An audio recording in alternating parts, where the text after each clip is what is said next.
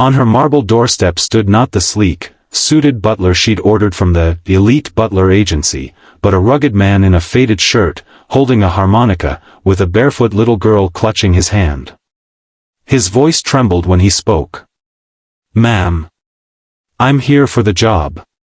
The man's eyes were haunted, the child's face smudged with dirt, and something about the way they stood, half in shadow, half in sunlight, made Madison's pulse spike with unease. "Where's the butler I hired?" she demanded. He swallowed hard. "They sent me instead." The girl tugged on his sleeve. "Daddy," she looked sad. For a second, Madison's jaw clenched. Sad? She was the richest woman in Brookshire County, owner of Hill Estate, a mansion big enough to echo her loneliness. But that man, those eyes. They looked like someone who'd already lost everything.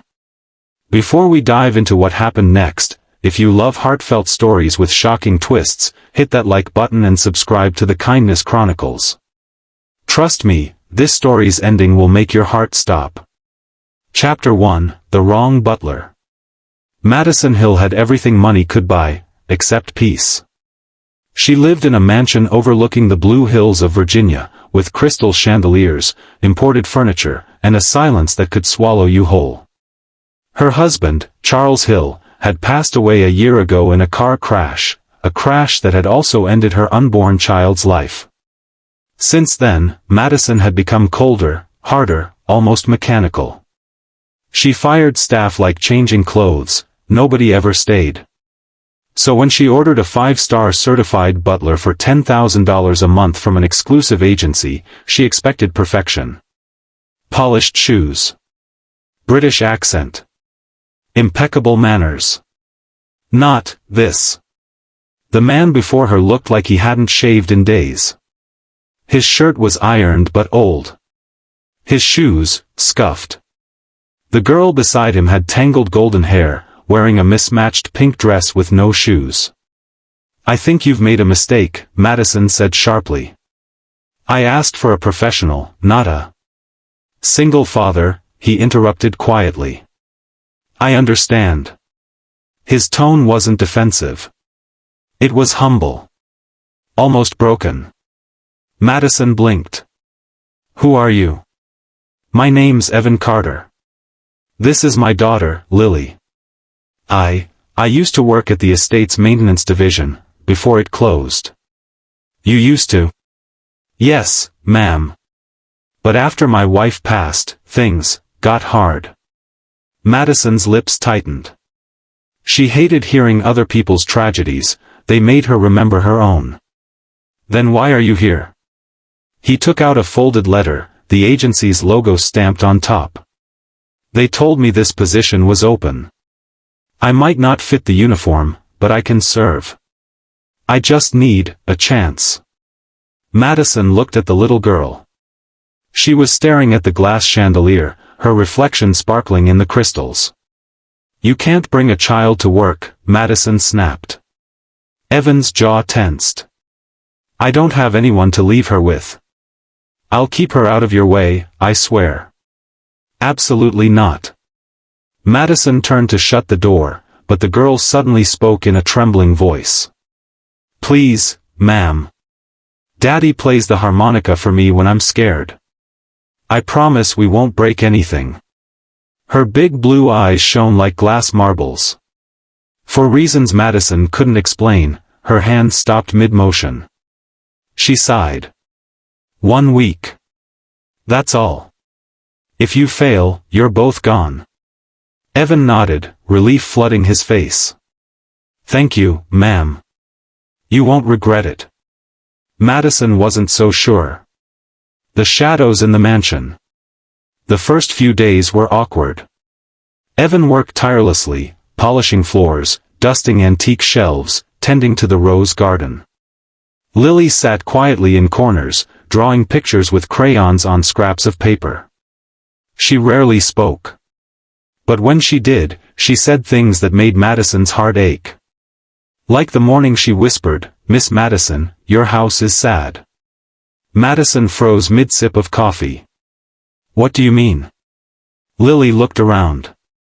No one laughs here. The walls miss it. Madison turned away, pretending not to hear. But that night, as she sat alone in the dimly lit library, sipping wine, she heard something unusual, a faint, haunting melody floating through the halls. The harmonica. Soft. Mournful. Beautiful. It wasn't loud enough to disturb, just enough to wrap around her grief like a fragile thread.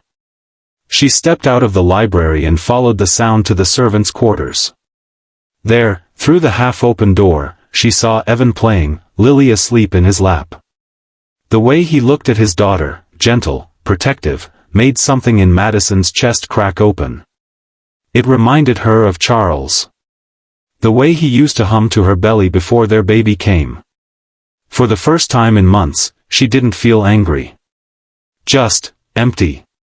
She turned and walked away before they could notice. The photo frame. One afternoon, Madison was hosting a lunch meeting with potential investors. She prided herself on control, every flower in place, every dish timed perfectly. But during dessert, Lily ran into the dining room barefoot, clutching something in her small hand. "Miss Madison," she cried. "Look what I found." Before Madison could stop her, the girl placed a cracked silver frame on the table, a photo of Madison and her late husband on their honeymoon. Gasps. Silence. Madison's face drained of color. That photo had been hidden in her study for months, no one was allowed in there. "Evan," she shouted. He appeared instantly, breathless. "Lily, what did you?" "Daddy, I just wanted to show her she was smiling." Madison's voice trembled with rage. "You invaded my privacy. Both of you." "I swear, ma'am, I didn't." "Enough," she snapped. "Pack your things. You're fired." Evan's face fell. "Please, Miss Hill, she didn't mean harm." But her fury was unstoppable. "Out. Now." Lily began to cry. "I'm sorry. I'm sorry." Evan carried her out, whispering comfort, his harmonica falling from his pocket onto the marble floor with a hollow clink. Madison stood frozen as they disappeared through the door. The silence after their footsteps faded was deafening. That night, she poured herself another glass of wine, but it tasted like guilt. The accident. It was storming the next evening when Madison heard a knock. She ignored it, until it came again, louder, desperate. When she opened the door, a drenched young man stood panting. "Are you Mrs. Hill? You need to come quick, there's been an accident down the road." Madison grabbed her coat and followed him through the rain. When she saw it, her knees gave out. A pickup truck had skidded off the highway and crashed into a ditch. The driver's door was bent, and through the broken glass, she saw Evan, unconscious, his arm protectively wrapped around Lily, who was crying softly. "No," Madison whispered, rushing forward. "No." Paramedics arrived moments later, lifting them onto stretchers. Lily kept calling, "Daddy? Daddy?" Madison held her tiny hand and said, "It's okay, sweetheart. You'll be okay." But inside, guilt twisted like a knife. She'd thrown them out into the storm. The letter. At the hospital, Madison waited for hours.